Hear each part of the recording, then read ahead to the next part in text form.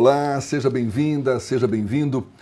Nosso convidado é um profissional que está agitando o cenário de inovação e empreendedorismo na Bahia. Ele é professor, pesquisador em gestão, educação, ciência e tecnologia, além de empreendedor e publicitário, especialista em marketing digital e neuromarketing. E agora, em novembro de 2024, vai realizar na capital baiana a segunda edição do Salvador Summit, evento que promete uma imersão em temas como empreendedorismo, inteligência artificial, inteligência emocional e também inovação. É com muita honra que a gente recebe Felipe Naumann, nosso convidado. Um prazer recebê-lo, Naumann. Seja bem-vindo. Prazer, Jefferson, estar aqui contigo falando sobre Salvador Summit, empreendedorismo, neuromarketing, marketing digital e passar para o povo, toda essa experiência que estão nos assistindo aqui e falar sobre essa jornada que a gente tem dentro do nosso cenário soteropolitano, o que é empreender. Primeiro, eu queria te perguntar o que te motivou a realizar, a idealizar esse Salvador Summit, agora em sua segunda edição. Quais conquistas e desafios você teve pela frente para consolidar esse evento? Não. Jefferson, primeiramente, o que eu vejo muito é que a nossa cidade precisa mais de eventos como esse para fortalecer o nosso cenário empreendedor. É um desafio? Mas a realização gera valor para agregar para o empreendedor que ele entende o que é empreendedorismo, mas não entende do processo. Então, justamente como eu falei, eu quero que ele entenda um pouco de inteligência emocional, artificial, que ele entenda o que é marketing, vendas, neuromarketing e empreender com propósito. É isso que eu quero levar para cada um que vai estar lá conosco. Quais são os maiores entraves para empreender no Brasil e como que um evento como esse, Salvador Summit, pode contribuir para desatar esses nós? Pronto. A maior entrave, pelo que eu vejo, é a falta de conhecimento. Por quê? Porque o micro e pequeno empreendedor ele já tem uma verba muito restrita. Então ele não pode investir em uma imersão, um curso, mentoria, que seja um valor com um ticket elevado. Vamos falar, 3 mil para ele é puxado também para todos nós. Mas quando eu venho com uma proposta, que eu coloco uma categoria a um preço acessível, ele vai entender que eu trago oportunidades de trilhas de aprendizado e ele consegue a expansão de uma mente. Então, é o que eu falo, hoje nós vamos ter 25 palestrantes. Então, se ele aprender de 0,5% a 1% com cada palestrante e fazer a sua anotação lá bonitinha, ele vai começar a colocar aquilo em prática, cada dia mais ele vai melhorando no seu aperfeiçoamento no aprendizado.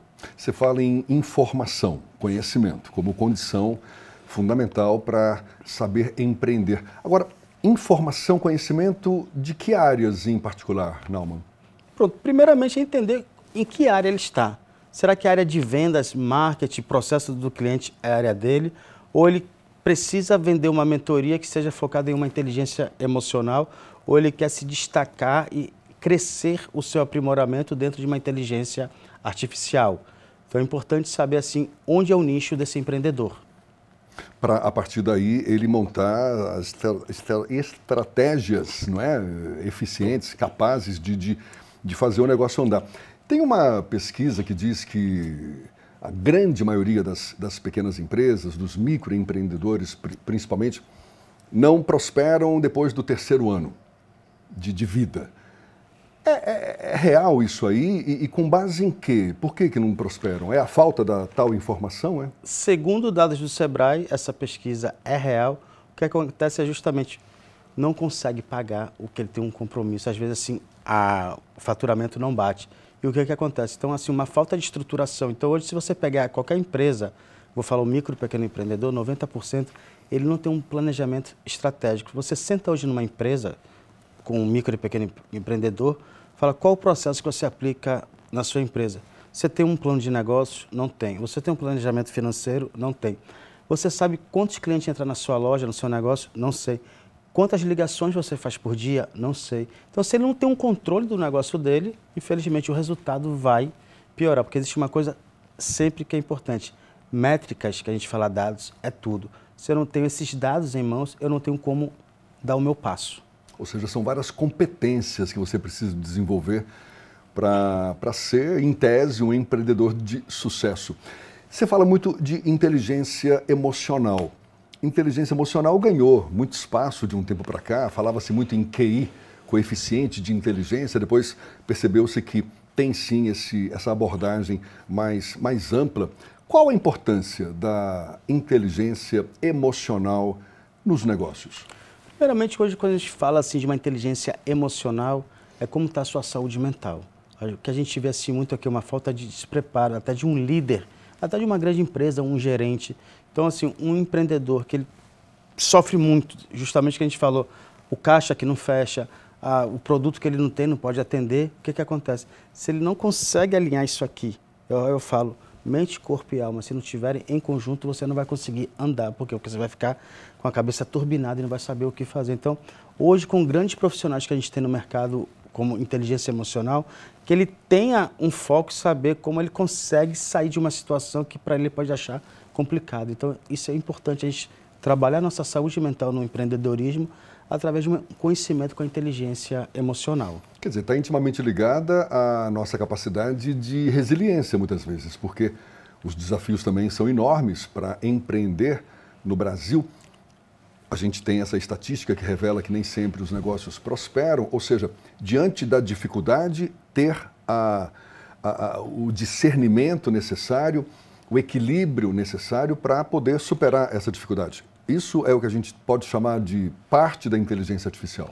Uma da parte dela, a gente tem aquele ponto de equilíbrio que nos faça ter uma inteligência, porque também não é só inteligência emocional, a gente tem a financeira, todo um ciclo de processo. Porque eu falo que a inteligência emocional, Jefferson, ele vem através do quê? De um relacionamento. Se eu não estou preparado hoje para dar essa entrevista, a minha inteligência emocional não vai estar bem para eu gravar contigo. Então isso também vem muito do nosso psicológico. Então, é sempre a gente estar atento de que forma a gente vai estar com a nossa saúde mental em dia, principalmente uma pós-pandemia.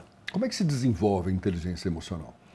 Existem várias maneiras. Ou você pode fazer um curso, ou você pode contratar um mentor, e aí cada passo que você vai tendo dentro dela, aí você vai entender como é que eu posso melhorar cada vez mais no meu dia a dia. E isso vai o quê? Melhorar o meu relacionamento familiar, profissional, e cada vez mais você vai se equilibrando. Não é 100% correto, mas tem uma base, uma estrutura de como você vai fazer essa inteligência, cada vez mais esse processo de uma mentalidade mais zen, que é difícil a gente fazer. Como eu falo assim, falar é fácil, mas na prática é um caminho que a gente tem que percorrer muito.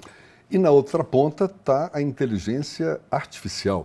Queria te perguntar como é que o Salvador Summit deve abordar esse tema e qual o potencial da inteligência artificial para transformar os negócios, por exemplo, aqui na Bahia?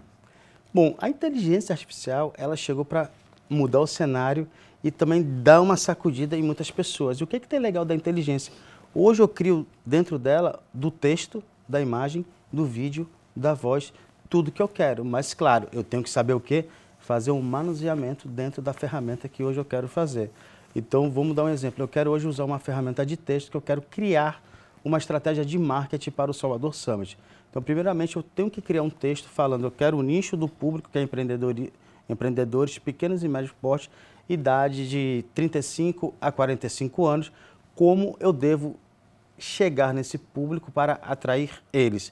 Então, dentro de uma inteligência artificial, eu consigo desenvolver uma base, lembrando que se eu não tenho a inteligência mental, eu não consigo desenvolver na artificial. Então, justamente, as pessoas têm que entender que ela sozinha não faz nada. Se eu não dou o comando, ela não funciona. E hoje a gente olha quantas peças já foram veiculadas nas mídias, como a inteligência artificial, que a gente teve até de uma concessionária, uma montadora de carro, que usou a cantora, mais a filha, e fizeram essa transformação. Então, você vê que humanos trabalhando para que tudo isso pudesse ser feito. Ressuscitou Elis Regina, não é essa peça publicitária que você está citando, né? Exatamente. Então, você vê o poder que hoje a inteligência tem. Então, assim, eu até brinco, muito cuidado, a sua voz já é poderosa. Se alguém pegar e colocar na inteligência artificial e falar que é Jefferson Beltrão, vão acreditar. Isso inclusive foi muito combatido agora durante as últimas eleições, durante as campanhas eleitorais, porque é um recurso que está disponível aí para o bem ou para o mal. Isso. Não é verdade? Pode ser usado tanto para o bem como para o mal. E para os apocalípticos de plantão, esses que afirmam que, por exemplo, a inteligência artificial vai contribuir para o desemprego em massa, para a substituição dos profissionais. É uma perspectiva real essa, na sua avaliação, Felipe? Depende muito do que a pessoa quer para a vida dela. Porque, assim, eu assisti uma vez um vídeo do Walter Longo, ele fala que os jovens de hoje estão 40% vocabulário mais pobre do que o Ring School da década de 50. E o que ele fala nesse vídeo? Que as pessoas mais velhas estão tendo mais eficiência na inteligência artificial que os jovens. Mais deficiência? Eficiência. Eficiência, sim. Hoje, Exato. então, a galera de 40 para cima tem mais eficiência. Por quê? Porque ele estudou, ele leu. Foi uma geração que veio de um livro. Hoje a gente pega um jovem, ele não quer ler, ele só quer viralização de vídeo. Você toca num ponto legal, porque exatamente para tirar o melhor proveito da inteligência artificial, você tem que ter conhecimento. Exatamente. Eu li algo a respeito sobre isso também, de que os mais velhos são os mais, digamos, mais indicados para tirar proveito dessa ferramenta, porque as outras tecnologias, essas primeiras que surgiram, essas novas tecnologias de comunicação, a rapaziada mais jovem dá show, não é verdade? Dá show. E essa inteligência artificial, em tese, vai exigir um conhecimento a mais para você, enfim, usar dentro poder dela, utilizá-la da melhor forma. Mas, do ponto de vista de transformação dos negócios, quais são os horizontes que surgem? Porque é um universo muito vasto esse também, né? A inteligência artificial, cada vez ela cresce. E a gente hoje fala uma coisa, daqui a pouco está lançando 10 vezes mais eficiência e ferramentas. Então, hoje, se você pesquisa, tudo que você precisa, você tem dentro dela. Então, quando você fala um mundo vasto, a gente que já é um pouco novo, brincando, a gente foi acostumado a pegar uma planilha, fazer ela e quebrar a cabeça, a fórmula, formatar e tudo aquilo.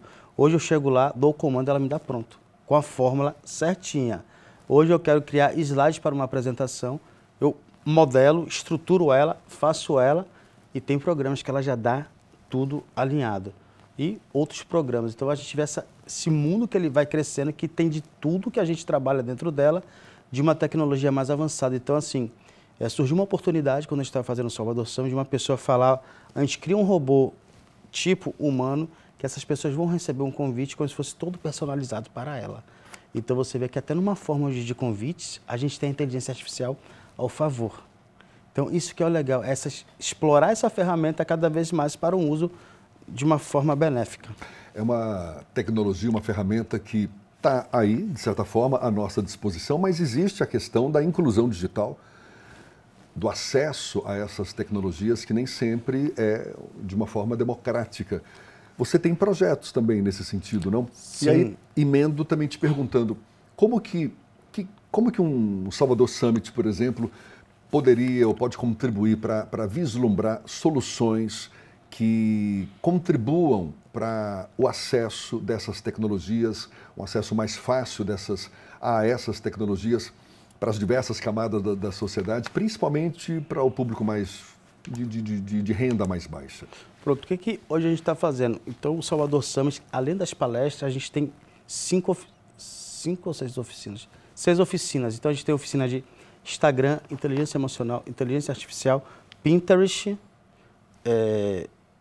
também mães empreendedores, desafio da maternidade e sobre comunicação verbal e não verbal. Então você vê que as pessoas têm um leque de expansão dentro dessas oficinas e escolher qual que ela participar justamente para ter essa opção e colocar ela toda em prática. É um dos entraves esse, a falta de acesso também às novas tecnologias? Ainda é muito evidente essa falta de acesso? Como é que você avalia? Sim, quando eu falo assim, a gente fala falta de acesso, também a pessoa tem que querer. Porque hoje a gente tem acesso à internet em tudo que é lugar. Eu vim de uma época que a internet era discada, eu fazia site no tempo que a mata era virgem. Eu comecei a produzir site quando, em 1999, internet discada a 25 KB. E só podia entrar à noite. E hoje a gente tem recursos, em qualquer lugar tem internet.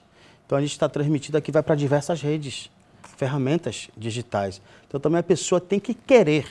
Não é só ficar colocando culpa que eu não tenho acesso. A gente sabe que na capital a gente tem um acesso maior. A gente sabe que em algumas cidades mais carentes tem um acesso que ele é reduzido, porque eu já dei aula em inclusão digital e eu sei como é que é esse processo de socialização digital. Então isso também é muito importante, a pessoa tem que querer. Perfeito. E não colocar culpa que a ferramenta não é permissível para mim. Então uma coisa que eu gostei muito quando eu fiz na roça, Jefferson, a gente criou aplicativo. E o legal é que o aplicativo não precisava programar. A gente pegava o app Inventor e colocava blocos pré-moldados. Tudo bem que tinha suas limitações, mas no final o que é que a gente fazia? Aí cada grupo se dividia como eles queriam fazer os seus aplicativos e no final eles conseguiam fazer. Então a gente fez de escola, teve uns que foram mais assim, com uma mente mais expansiva, eles fizeram cálculo peso de agricultor, como a gente dava muito aula na roça, então eram agricultores. Então veja, quando é permissível você fazer isso, as pessoas querem e vão lá e faz. E apesar do App Invento na época ter toda a dificuldade, limitações até 8 megas para fazer, a gente conseguia fazer. E rodava para todo mundo baixar, gratuitamente. Então isso que era o legal, isso dá um prazer até hoje falar sobre essa inclusão que a gente vê. Eu vivi na roça, então eu posso falar. Eu rodei mais de 16 municípios na época e a gente fazia aula de web e aplicativo. E na época a internet lá não era tão acessível como é que está hoje. São 9 anos. Felipe, como é que você enxerga o papel da educação e da inovação na formação de novos empreendedores, especialmente essa rapaziada mais jovem que está se aventurando no mercado? Mas essa resposta a gente vai ficar sabendo daqui a pouquinho, depois do intervalo. A gente retoma aqui essa conversa com o Felipe Naumann. É um instante só.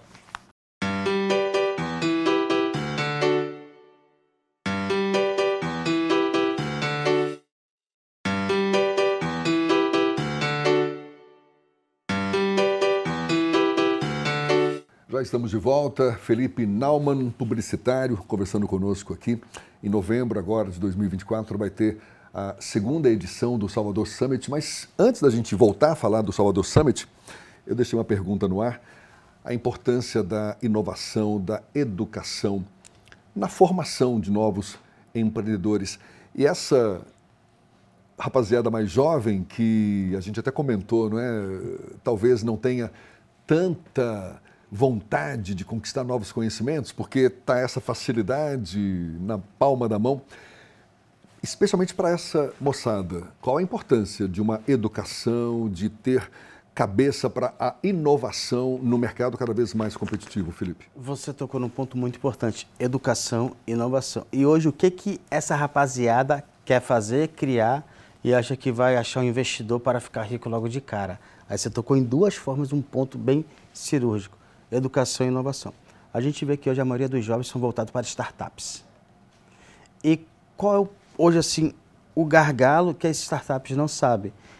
Olha só, são feras na programação, na inovação, são feras em criar, mas porém não sabe vender. Não sabe fazer da venda do seu produto. E o que isso falta? Falta para ele uma educação estudantil para aprender um processo de como funciona todo um planejamento. Eu já atendi algumas startups, olhava o projeto, analisava e falava, o produto é muito bom. Qual a dificuldade que vocês têm? Vender. E por que vocês criam um projeto bom e não vendem? Ah, porque a gente não estudou. E quando você fala dificuldade para vender, você está se referindo a que qualidades ou competências que a pessoa deveria ter e não tem? Então, assim, primeiramente, ele precisa entender assim, de processos. O processo da gestão do cliente, ele precisa entender quem compra o produto dele, que às vezes uma startup não tem, que ele só fica atolado a vender, que vai conseguir um investidor de 250 mil ou 1 bilhão, que tem um investidor anjo, que é até 250 mil, um unicórnio de 1 bilhão, mas o caminho não é fácil. Então, até para você vender, você tem que estudar. Então, ele precisa entender um processo de gestão do cliente, ele precisa saber como treinar o pitch dele, ele precisa, então, resumindo, estudar mais. Então, todo esse processo é importante, porque criar é o dom dele, mas ele esquece o outro dom que ele tem que botar o negócio dele para girar. E sem isso, ele não consegue vender, porque ele não vai atrair o investidor. E isso passa pela relação interpessoal. Isso que a gente está fazendo aqui agora. Essa conversa, esse tete-a-tete. É real a percepção de que essa rapaziada mais jovem está perdendo a capacidade do relacionamento interpessoal, preferindo usar as tecnologias até para criar novos relacionamentos? Olha, é engraçado que você toca num ponto que a gente vai vendo umas análises, volta no tempo do dinossauro da internet. Engraçado, quando tinha aqueles bate-papos da vida, as pessoas queriam ficar dentro de umas salas de bate-papo. Veio agora o mundo digital, que hoje você tem Instagram, aplicativos de namoro, companhia limitada, e se eu contar histórias aqui que eu sei, as pessoas preferem se relacionar virtualmente, principalmente um público de 18 até seus 22 anos. Isso é ruim, porque ele não faz o social, fica antissocial e gera medo em socializar com as pessoas. O mundo precisa de socialização. O digital é bom, mas toda regra tem exceção. Então, a gente vê hoje assim um perfil que eles querem fazer a dancinha e quando você olha na frente da pessoa, parece que não sabe nem lhe dar um oi, um diálogo. Isso aqui eu acho algo estranho. Eu falo, será que eu sou um ET ou ele é um ET? Porque é uma coisa assim, Jefferson, que eu fico sem acreditar. Como hoje uma pessoa quer se relacionar, mas ele prefere fazer tudo no virtual. Eu falo, cadê a forma de comunicação? E falta isso hoje para os jovens, comunicação, que eu sempre falo. Se você não sabe se comunicar, você não vai para lugar nenhum. Você está correto, eu também penso dessa forma, mas dando uma de advogado do diabo aqui. Porque tudo se transforma. Por mais que a gente considere importante, super necessária essa capacidade de interlocução, a gente está caminhando para um ambiente em que, de fato, isso vai ficar cada vez menos importante, que você vai precisar, de fato, lidar com essas novas tecnologias, saber, inclusive, se comunicar com as pessoas usando essas tecnologias, porque há quem vislumbre exatamente esse cenário, ou seja, para que eu vou perder tempo em aprimorar a minha capacidade de comunicação, de expressão em público, se as ferramentas podem fazer isso por mim? Olha só que ponto você tocou. As pessoas estão criando dependência das ferramentas. E se hoje a gente analisa assim um jovem de seus 15 a 18 anos, hoje é um processo todo errado. Não se faz assim mais uma confraternização dentro da sua casa, não se almoça junto no sábado e domingo, não toma um café mais junto. E outra coisa, antigamente, acho que você é tão jovem quanto eu, na brincadeira, como é que a gente socializava dentro de casa? Todo mundo em uma sala, uma televisão só. Hoje, esses jovens vão para os quartos, ficam lá no seu mundo de assistindo seriados ou ficam nessas ferramentas na dependência e esquecem do mundo lá fora. Eu tiro isso porque eu tenho uma briga assim, muito grande com a minha filha, porque ela está inserida nisso. E quando eu chamo ela para socializar, ela ainda acha ruim. Mas só que eu sou, não um advogado, mas eu tenho que ensinar ela que a socialização também porque ela vai crescer, ela vai ter que criar relacionamento para trabalhar, para se desenvolver. Então, se a gente não fica atento a isso, isso pode gerar o quê? A insanidade mental nos jovens. Aliás, esse é um dos custos que a gente está pagando por conta dessa facilidade de acesso às coisas e, ao mesmo tempo, provocando um distanciamento entre as pessoas. A saúde mental começou a ser abalada por conta disso, né? Pronto. Nós somos analógicos, né, Felipe? Eu falo que eu tenho um pouco de tudo, né? Porque eu sei trabalhar digital, mas o analógico eu gosto de fazer esse contato, porque esse calor que a gente faz, esse contato, você a partir de hoje nunca mais vai esquecer do Felipe Nau. Mas você não precisa falar que você já é uma figura conhecida popularmente, mas o Felipe Nau você nunca mais vai esquecer. Somente essa sua mente. Mas se eu te mando uma mensagem, você não vai saber quem eu sou. Exato. Então, isso que é o legal. Então, esse analógico que a gente fala é muito bom fazer esse convívio social. Felipe, num país como o nosso, em que os desafios econômicos são constantes, o que você considera ser essencial para os empreendedores desenvolverem resiliência e capacidade de superação? Primeiramente, pés no chão. Esse é um ponto que eu sempre falo, só vai onde a sua mão alcança. Por quê? Se eu faço um investimento que eu não tenho, como é que eu vou cobrir esse caixa? Mas não é preciso arriscar também, não? Arriscar de forma consequente? Aí você falou, consequente. Se eu posso arriscar, é um valor que eu sei que eu posso cobrir, tranquilo. Mas se eu posso fazer algo que eu não tenho como depois retorno, isso aí é muito ruim. Aí o que vai acontecer? A pessoa vai quebrar. Então, primeiramente, eu sempre falo, eu não sou muito dessa área de planejamento financeiro, que é a minha área, mas a gente tem uma noção, visão de tudo. Contrate alguém que seja bom naquela área que você não sabe. Então, o importante é tenha um mentor por trás de você para ele justamente te orientar e abrir os seus olhos. Então, assim, eu, como falei mais cedo para você, uma vez fui gravar, eu não sabia olhar para a câmera, aquilo me tremia. Eu falei, eu tenho que fazer coisa para melhorar. Eu fui fazer curso de teatro para destravar em frente à câmera. E depois fui fazendo curso de oratória, PNL, porque eu trabalho com comunicação, eu faço palestra, sou professor. Imagina se eu chego num lugar e não sei nem me comunicar com meus alunos. Então, por trás de tudo que você quer fazer, antes de qualquer risco, vá no mentor, porque ele que vai te dar as orientações melhores. Porque quando a gente faz sem saber o que está fazendo, aí o risco é maior. Claro. E o marketing digital, Felipe, você que é especialista nessa área, que, digamos, iniciativas que você considera essenciais para que, por meio do marketing digital, os micro e pequenos empreendedores possam ter mais visibilidade, mais impacto nos seus negócios? Jefferson, uma boa pergunta que você faz quando a gente fala marketing digital. Quando a gente vai na mente do consumidor, das pessoas, do público em geral, eles vão me responder 2 ou 3 coisas. O que é marketing digital? Vai falar que é a ferramenta A, B e C. Mas olha só, se eu não entendo do processo de trabalhar as minhas redes sociais, eu não vou atrair o público, eu não vou ter o relacionamento. E uma coisa muito importante que eu falo entre mundo digital e o mundo presencial. Uma venda presencial, ela tem mais possibilidade em acontecer do que dentro de uma digital. Por que você fala isso? Eu sou um vendedor, você vai na loja. Eu tenho 50% em vender para você ou 50% em não vender. E ali, tudo bem.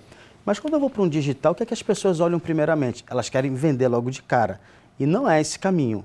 O caminho, primeiramente, que a gente tem que fazer é um caminho de várias etapas. Primeiramente, você tem que ter uma comunicação assertiva e atraente. Então, a primeira coisa, você tem que saber como é que eu vou gerar emoção e desejo no meu público para ele se conectar comigo. Depois, eu gero um relacionamento. Quando eu gero um relacionamento, eu crio essa segunda parte da comunicação, conecto com ele, para aí sim falar de vendas. E a pessoa só enxerga a venda, venda, venda, venda, venda.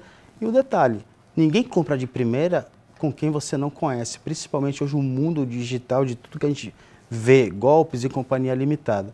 Então, é importante você entender a estruturação do seu processo. Não adianta criar um perfil e falar, vou agora fazer marketing digital. E é isso que acontece, 90%, inclusive dos empreendedores.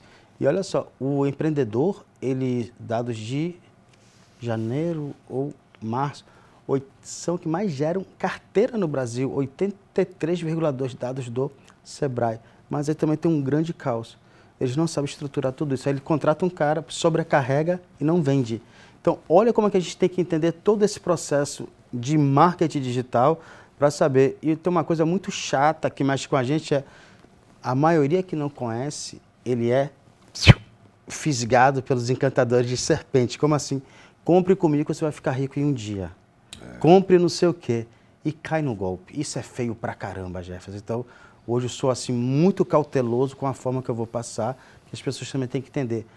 Redes sociais não é marketing, é uma ferramenta que eu trabalho como um canal para atrair o meu público. Eu vi que você fez referência também, falando do marketing digital, da capacidade de você perceber se aquela ação, aquela iniciativa sua está atingindo o emocional do seu potencial cliente, por exemplo. Isso não tem a ver com o neuromarketing, que também você trabalha?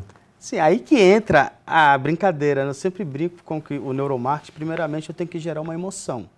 Então, pronto, eu vou falar assim, é legal. Como é que as pessoas compravam jornal no passado? Jornal, revista, que hoje nem se fala mais em banca de revista. Ele era atraído por quê? Pela manchete? Manchete. Pela manchete. E no marketing digital é a mesma coisa. Se eu não tenho essa manchete de 2 linhas, eu não vou saber como é que eu vou gerar essa emoção nele. E o segundo passo, quando ele foi pela manchete, que eu brinco hoje, as 2 linhas das redes sociais, eu primeiro, ali vai me atrair, e quando eu pego a manchete, eu compro o jornal para ler a manchete, porque isso gerou interesse. Quando me gera o interesse, eu tenho que ter um desejo. E depois uma ação para que ele venha comigo. Então, eu sempre brinco com esse processo que é atenção, interesse, desejo e ação no digital. Ou, se as pessoas quiserem contar a sua vida, as suas histórias de jornada do herói, ela pode fazer através de um termo que a gente sempre chama, que é storytelling. Aí ele pode ser jornada do herói, ou que ele criar dentro dela. Então, repare, se eu não trabalho o texto junto comigo, eu não gero nem emoção. Aí o desejo passa. Outro ponto importante. O leads que a gente fala que é aquele público que ainda não te conhece, todo mundo quer vender para ele. Foca no cliente recorrente. 90%, só que aí no errado, que é o lead frio. Deixa 20% para o lead frio e foca 80% naquele que lhe dá dinheiro. Que isso é importante. O cliente recorrente é o que lhe dá dinheiro. Foco, né, Felipe? Foco sempre. Olha, esse papo todo que a gente está tendo aqui vai ser discutido também no Salvador Summit, não é isso? Segunda edição, que está previsto para o período de 22, aliás, dias 22 e 23 de novembro. Isso. Em Salvador, lá no Polo de Economia Criativa, DOCA 1, no bairro do Comércio, do lado ali do Terminal Náutico. Queria que você aproveitasse nossa audiência e convidasse o público para participar desse evento, Felipe. Agora, obrigado. Gente, espero vocês dia 22 e 23 lá na DOCA 1, Polo Criativo de Economia de Salvador, no Salvador Summit.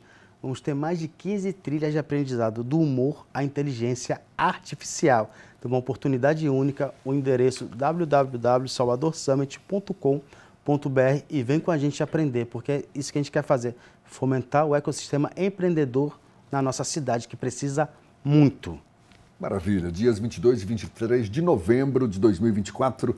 Está aí feito o convite. Felipe, muito obrigado. Sucesso para você. Obrigado, foi um prazer. Eu que agradeço. E muito obrigado a você também, claro, que acompanhou esse nosso bate-papo. Até uma próxima. Tchau, tchau.